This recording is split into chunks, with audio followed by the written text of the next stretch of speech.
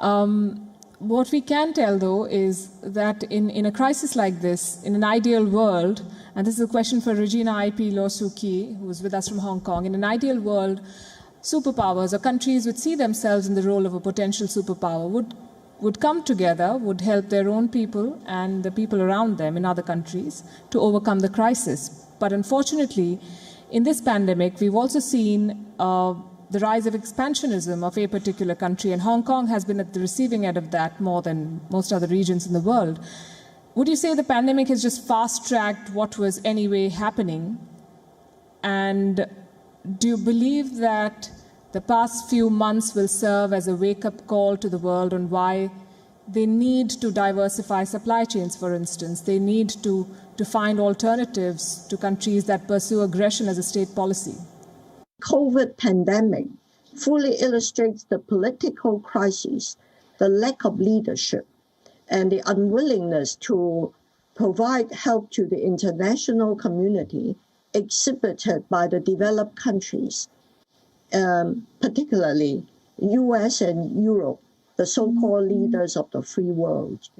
And there are only about a dozen countries with the resources to produce vaccines, to develop the vaccines and to produce them. And the companies involved, whether it's AstraZeneca or Pfizer or whatever, they are all struggling to get production up to speed to meet demand. And the leaders of the free world, so-called, they are not helping the developing world by sharing their vaccines or sharing their technology.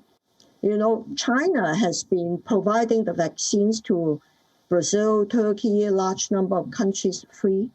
And Russia is sharing the technology for producing Sputnik 5 with a number of countries, including Brazil, Turkey, So these countries, so-called authoritarian countries, are taking the lead, whereas the Western world is truly disappointing.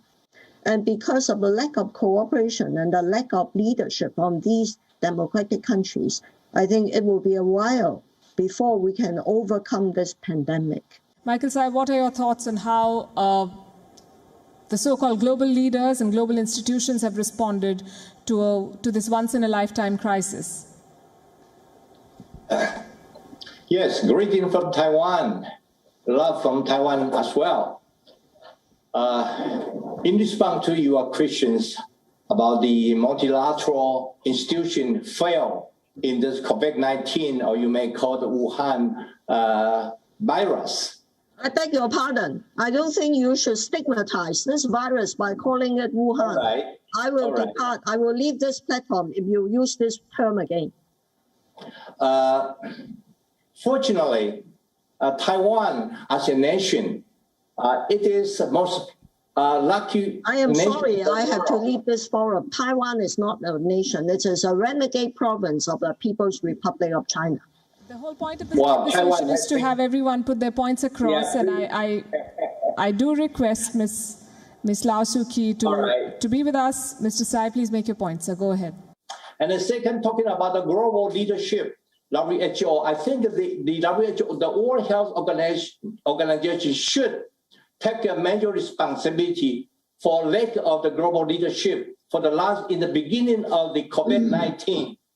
Therefore, I would suggest that in the future, WHO should have a collective leadership in the multilateral cooperation and consultation with the member of the WHO. Though Taiwan is not yet a member of WHO now, we are looking forward to have your support and your understanding why we need Taiwan as a nation to join WHO as well as the United Nations. And the second, talking about China, I think my fellow speaker previously talking about China. I think China has also taken responsibility why they did not report this kind of virus, the pandemic, to the WHO in time. They are delayed this kind of a public health problem to WHO. Therefore, I would suggest that WHO has to do little bit more in kind of bilateral consultation cooperation instead of Secretary General or WHO and a few people make a decision for this kind of control of the disease and for the health problems. Talking about the global leadership that China has to play, I appeal to the China has to respect the human rights and human dignity, because human rights and dignity is the universal social value. We have everyone in the world has to concern about the China's respect of human rights, particularly to the Hong Kong, to the Tibet, to the Xinjiang, or the Uyghur people. But I cannot end a session on the post-pandemic world order, Mr. Wickramasinghe, without mentioning what is happening in the Indo-Pacific, the Quad. How do you think, or what role do you think the Quad will play in shaping the power play in the post-pandemic world? Well, as far as the Quad is concerned, firstly to begin with, what exactly is the Quad? Because President Trump wanted it to be an organization which is going to confront China and basically something like a mini NATO, while Prime Minister Modi's version of the Indo-Pacific was the inclusive, free and open Indo-Pacific. Now it was Japan who first started this, Prime Minister Abe, with the concept of the two oceans. And again, he was looking at a free and open in the Pacific. Now, President Biden seems to have stepped back from former President Trump's position. So I think its role will be a sort of as was envisaged earlier, it will be the Quad will mainly engage in security dialogue. And certainly the exercises they are doing now and the bilateral defense cooperation agreements. It won't become an alliance like NATO.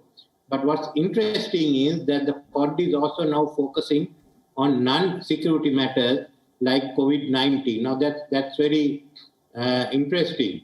But from what I see, the Quad has to still define its role, and they may be trying to balance China rather than confront China. These are interesting times. I would have liked to engage more with you, and you've all given us a lot of food for thought.